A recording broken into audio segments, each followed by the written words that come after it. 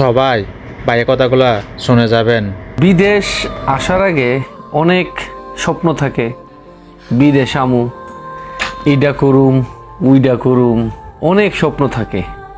তবে একটা কথা কি জানেন, বিদেশ শুরু করা খুবই সহজ।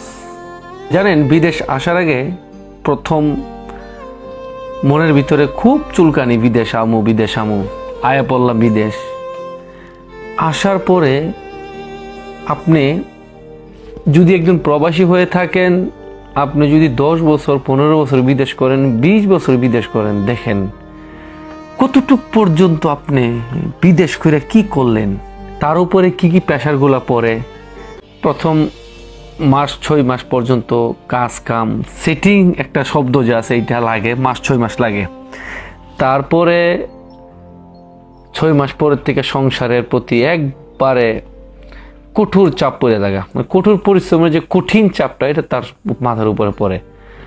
রেন টেন দিয়া কোনো মতে বছর 1.5-2 বছরে সে রেনটা মুক্ত হয়। রেন মুক্ত হওয়ার পরে তার বিদেশের বয়সের যখন 2 থেকে 3 বছর হয়, তখন হঠাৎ করে বাবা ফোন করে, প্রবাসী ছেলেটিকে ফোন করে বলে কি জানেন, বাবা রে তোর ছোট বোনটার বিয়া দিতে হইব, এলাকার অবস্থা ভালো না, সমাজ আজকাল বহুত কেরা বেড়া, তোর ছোট বোনটার বাবা তাড়াতাড়ি বিয়া দিয়ে দি, কিছু টাকা পয়সার ব্যবস্থা কর। কত লাগবো? ও যৌতুক তো চাইছে না বাবা, এই একটা ফ্রিজ, একটা বক্স হাট আর একটা সোফার সেট দিয়ে দিল। তো প্রবাসী যে ছেলেটা বলে আচ্ছা ঠিক আছে আব্বা দিয়া দিন। তো একটা ফ্রিজের দাম কত? জামাইয়ের তো আরো বাইরে আছে, তাদের ফ্রিজটার থেকে তো একটু বড় দিকে দিতে হবে, 35-40-এর ভিতরে হয়ে যাইব। আবার যে বক্স হাটটা যে বাবা তোর বইনই তো থাকবো, মানছি তো থাকতো না, তো বক্স হাটটা একটু ভালো দিক দেয় 35-40-এর মধ্যে।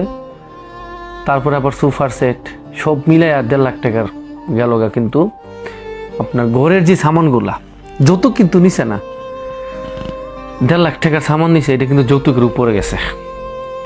কইতাছে তোর বাচ্চা চাইছে সবাই মনে কর, বা আশেপাশের সবাই বিয়া করলে বা বিয়া শাদী হইলে আমরা দাওয়াত দিই, আমরা তো তাদেরকে দাওয়াত দিতে হইব, একটা অনুষ্ঠান তো করতেই পারি বাবা।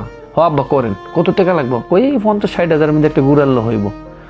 বিশ্বাস করেন, এই 50-60 হাজার টাকার গুরু কি খালি গুরু রানলে চলে? আবার 2 লাখ 3-2.5 লাখ টাকা গেছে বিয়ার অনুষ্ঠান, সব মিলাইয়া 5 লাখ 4 লাখ টাকার খরচ, সব এই প্রবাসী মিসকিনের উপর দাদা। এই জায়গার ঋণ বোন ভাই দিতে বেচারা কিন্তু 8-10 বছর গেল গা। এখন বেচারা বাড়িতে বুঝছেন, বাড়িতে বিয়া শাদী করবো।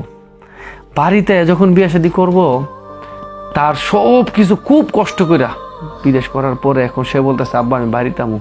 বিয়ার কথা তো বাবা ফেরে বললে না, তো আব্বা আমি বাড়িতে আমু। এখন বাবা বলতেছে বাবা রে বাড়িতে বিয়া শাদী করলে একটা ঘর তো করতেইব, নে ঘরও করতেইব।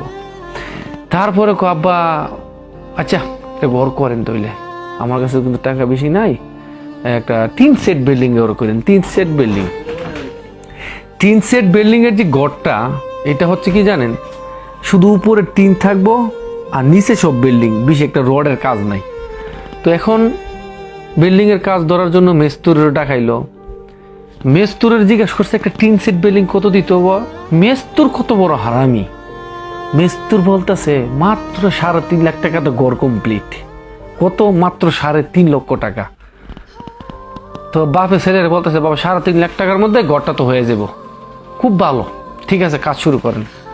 বিশ্বাস করেন ভাই, 3.5 লাখ টাকার ঘর খালি ইট বলো সিমেন্ট এনে তুই 3.5 লাখ টাকা শেষ।